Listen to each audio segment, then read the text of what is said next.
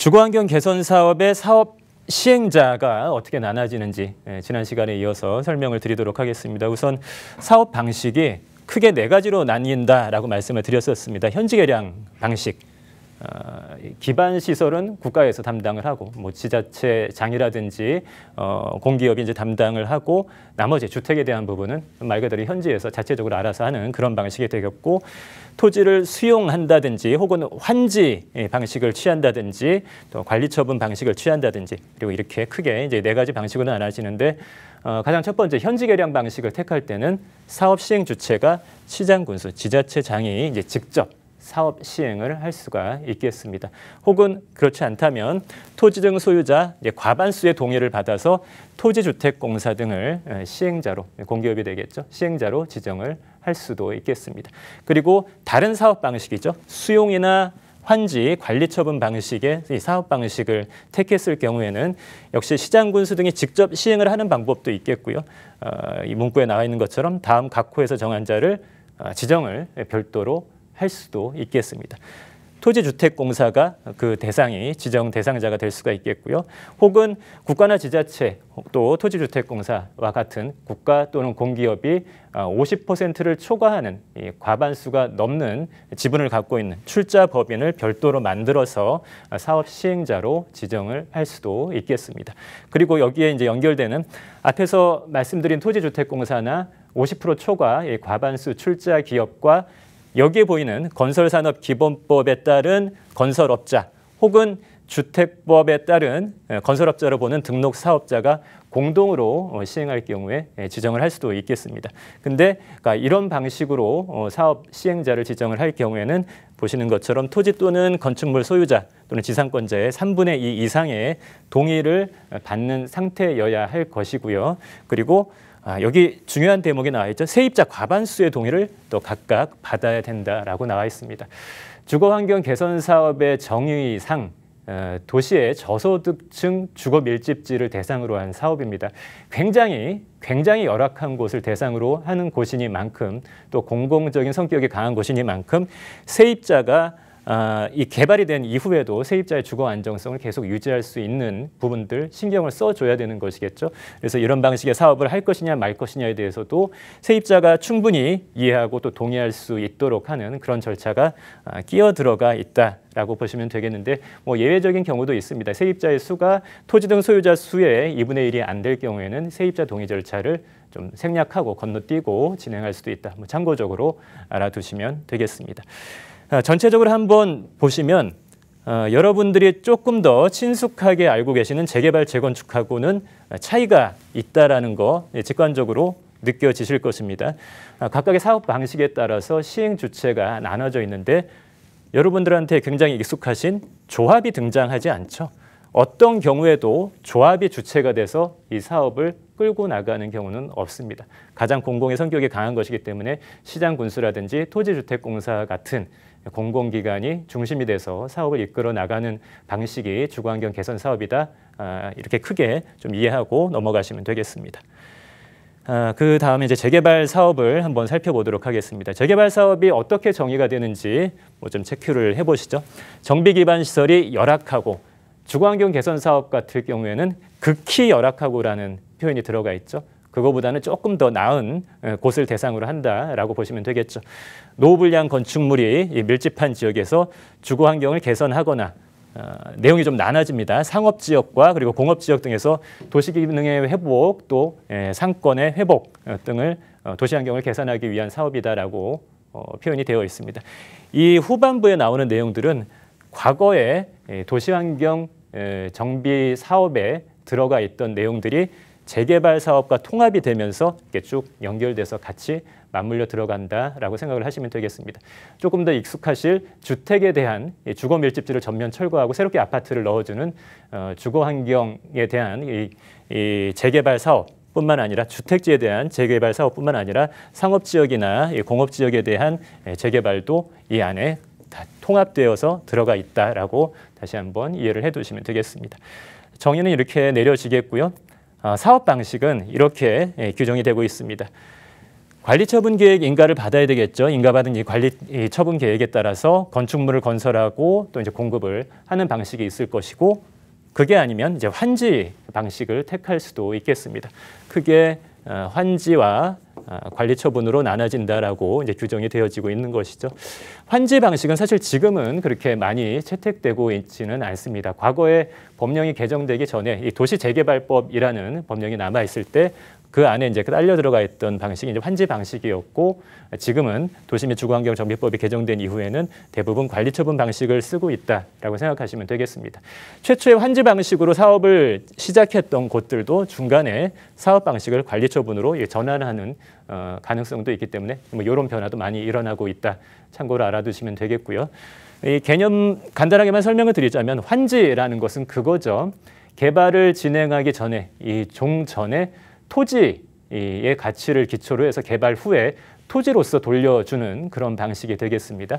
그리고 관리처분은 조금 더 폭넓게 진행이 되는 거죠. 개발이 진행되기 전에 토지와 건축물 혹은 지상권과 같은 그 모든 것들의 가치, 그리고 개발이 진행된 이후에 대부분 아파트를 넣어주게 되겠죠. 건축물과 그 부속 토지의 가치를 비교를 해서 중간에 빠지는 부분은 이 추가 분담금으로, 또 남는 부분은 환급금으로 금전적으로 차액 정산을 하는 방식이다.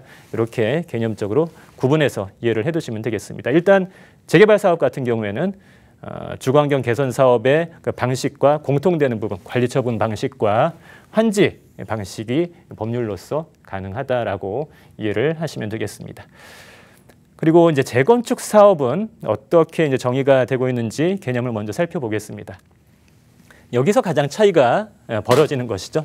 정비 기반 시설은 굉장히 양호하지만 다양한 정비 기반 시설이 있겠습니다만 그 중에서도 가장 두드러진 부분은 이제 도로가 되겠습니다.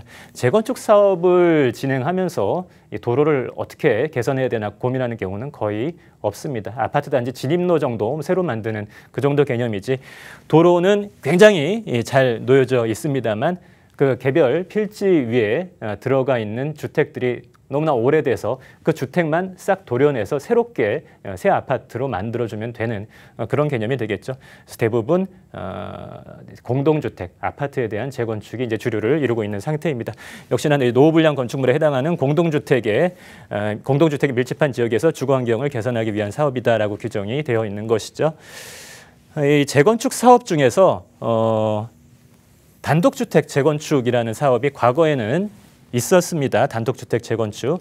근데 그것이 2014년도에 폐지가 되었습니다. 이 단독주택 재건축이라는 것이 재개발과 상당히 유사성을 지니고 있습니다. 단독, 다가구, 다세대 같은 그런 빌라라고 통칭이 되고 있는 노후주택이 밀집한 곳을 전면 철거하고 새 아파트를 넣어주는 그런 방식의 사업으로서 재개발과 상당히 유사성을 지니고 있습니다만, 문제점은 이 단독주택 재건축 같은 경우에 세입자 보호 정책에 있어서 굉장히 미흡하다라는 평가를 받았었죠. 재개발과 사업 유형은 유사하지만 재개발처럼 세입자를 보호하기 위한 그런 규정들이 좀 미비하다 보니 좀 논란이 되다가 2014년도에 폐지가 된 그런 상태입니다. 그래서 지금은 빈집 및 소규모 주택 정비에 관한 특례법으로 안에 끼어들어가서 다시 전환되어서 과거와 같은 단독주택 재건축을 진행했을 때 그 사업 규모보다는 좀 많이 축소가 돼서 가로주택 정비 사업이라든지 소규모 주택 재건축과 같은 다른 이름으로 좀 변형되어서 다른 법 안으로 들어갔다, 이렇게 이해를 해주시면 되겠습니다. 지금 남아있는 것은 여러분들이 좀 직관적으로 알고 계시는 아파트 재건축, 그것이 이제 주류를 이루고 있는 것이겠죠. 자, 그 다음에 이 어떤 사업 방식을 취할 수가 있는가 한번 살펴보겠습니다. 관리처분 계획에 따라서 주택이나 뭐 부대시설, 복리시설 혹은 오피스텔을 건설하여 공급하는 사업이다라고 나와 있죠. 앞서서 보셨던 주거환경 개선 사업이나 이 재개발하고는 사업 방식이 약간 차이가 난다라는 것을 이해하실 수가 있을 것입니다. 관리처분 계획이라는 말이 나와 있습니다만 환지라는 말은 들어가 있지 않죠. 재건축에 있어서 환지의 방식은 채택될 수가 없는 방식이 되겠습니다. 그 이유는 뒤에 나오는 내용으로 조금 더 상세하게 설명을 드릴 것이고요. 그리고 오피스텔도 건축을 할 수가 있겠죠. 하지만 그 대상 지역이 준주거 지역이나 상업 지역일 경우에만 전체 건축물 연면적의 30% 이내에서 이제 오피스를 집어넣을 수가 있겠습니다. 일종의 이제 주상복합 아파트가 이제 가능한 것이겠죠. 자, 보시는 것처럼 이 재건축의 경우에는 앞서서 보셨던 재개발처럼 이제 환지의 방식, 주거환경 개선 사업처럼 환지의 방식을 쓸 수가 없는 이유를 한번 살펴보도록 하겠습니다. 토지 등 소유자라는 용어를 꽤 많이 들어보셨을 것입니다. 간단하게 직관적으로 이해를 하시자면 정비구역 안에 부동산의 소유주들을 의미하는 그런 개념이 되겠는데 각각의 사업 방식에 따라서 정확한 토지 등 소유자의 개념이 좀 차이가 나겠습니다. 그리고 토지 등 소유자가 이제 가장 큰 개념이라고 생각하시면 되겠고요. 이 토지 등 소유자 안에서 추려서 이 조합원이 만들어지는 것이고요. 조합을 구성하는 조합원이 조금 더 작은 개념입니다. 전체 토지 등 소유자가 조합원이 될 수 있는 것이 아니기 때문이겠죠. 그리고 이 조합원 중에서도 나중에 분양 신청 자격을 갖게 되는 사람이 또 추려집니다. 그래서 1차적으로는 토지 등 소유자인 분들이 나중에 이제 조합원을 구성하게 되는 것이고 그중에서 최종적으로 분양 신청 자격을 갖는 사람이 점점 이제 축소되어 간다라고 보시면 되겠습니다. 네, 토지 등 소유자가 각각의 사업 방식에 따라서 어떻게 구분이 되냐면 자, 첫 번째를 한번 보도록 하겠습니다. 정비 사업을 목적으로 신탁업자에게 토지나 또 건축물을 위탁한 위탁자를 토지 등 소유자라고 이제 호칭을 부르게 됩니다. 보통 이제 여의도처럼 신탁 방식 재건축을 진행을 할 때 신탁이라는 것이 내가 갖고 있는 자산을 이 신탁 회사에 맡기는 것이 되겠죠. 맡기는 사람이 이제 위탁자가 되는 것입니다. 위탁자로부터 그 부동산을 넘겨받는 사람이 신탁업자가 이제 되는 것이겠죠. 그래서 최초의 부동산을 소유하고 있다가 신탁회사에 넘기는 그 사람이 바로 이제 토지 등 소유자라고 호칭을 받게 되는 것이고요. 그 다음에 더 중요한 것은 이 부분이 되겠습니다. 주거환경 개선 사업과 재개발 사업에 있어서는 토지 그리고 건축물 그 지상권자 토지나 건축물이나 지상권자 다 갖고 있어도 되고 이 중에 일부만 갖고 있어도 상관이 없겠습니다. 재개발 사업구역에서 소위 이제 뚜껑이라는 것이 있죠. 뭐 속어이긴 합니다만 토지에 대한 소유권이 없고 이제 무허가 건물만 갖고 있을 때에도 입주권을 받을 수 있는 경우가 있습니다. 이 규정에 그대로 나와 있기 때문입니다. 그것이 불법이 아니다라는 것이죠. 근데 재건축은 조금 더 이 규정이 엄격합니다. 건축물 및 그 부속 토지의 소유자라고 되어 있습니다. 어떤 거 하나만 갖고 있어서는 안 되고요. 온전하게 건축물과 그 부속 토지를 다 소유한 사람이어야만 토지 등 소유자로 인정을 받을 수가 있는 것이겠습니다. 여기에 지상권자 같은 사람은 이제 들어가지 않는다라는 것이죠. 뭐 그 사업의 진행 과정을 한번 떠올려 보시면 이해가 될 겁니다. 재건축은 이제 아파트 단지에 진행이 됩니다. 아파트는 건축물과 대지 지분으로 이루어져 있죠. 그중에 일부만 가져서는 조합원이 되기가 어려울 것입니다. 건축물과 부속 토지, 대지 지분 모두를 온전히 갖고 있을 경우에만 재건축 사업의 토지 등 소유자로 인정을 받게 된다는 것입니다. 따라서 토지만 별도로 갖고 있는 사람을 이제 토지 등 소유자로 인정할 수가 없기 때문에 앞에서 재건축의 사업 방식 중에서 환지라는 방식이 불가능한 이유가 바로 여기에서 비롯된다라고 참고적으로 이해를 해두시면 되겠습니다. 그리고 이 토지 등 소유자의 개념은 조합원 또 분양 신청 자격을 갖는 사람 앞으로 계속해서 이어져서 나오는 그 기초가 되는 부분이기 때문에 일단 한번 기억을 해두시고 또 추가적인 설명을 드리도록 하겠습니다. 자, 이번에는 재개발 사업과 그리고 재건축 사업에 있어서 각각의 이제 사업 시행 주체가 어떻게 나눠질 수 있는지를 한번 살펴보도록 하겠습니다. 일단 가장 일반적인 경우가 되겠습니다. 도시 및 주거환경정비법 제25조에서 규정하고 있는 가장 일반적인 사업 시행 주체가 조합이 시행을 할 수가 있겠습니다.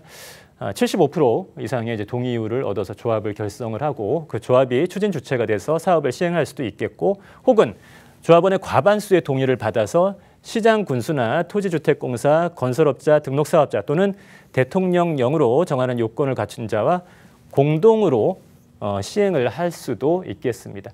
조합이 사라지는 것이 아니죠. 조합이 단독으로 할 수도 있겠고 혹은 조합과 그리고 이 이하 시장 군수 이하의 기관들과 공동으로 시행을 할 수도 있겠습니다.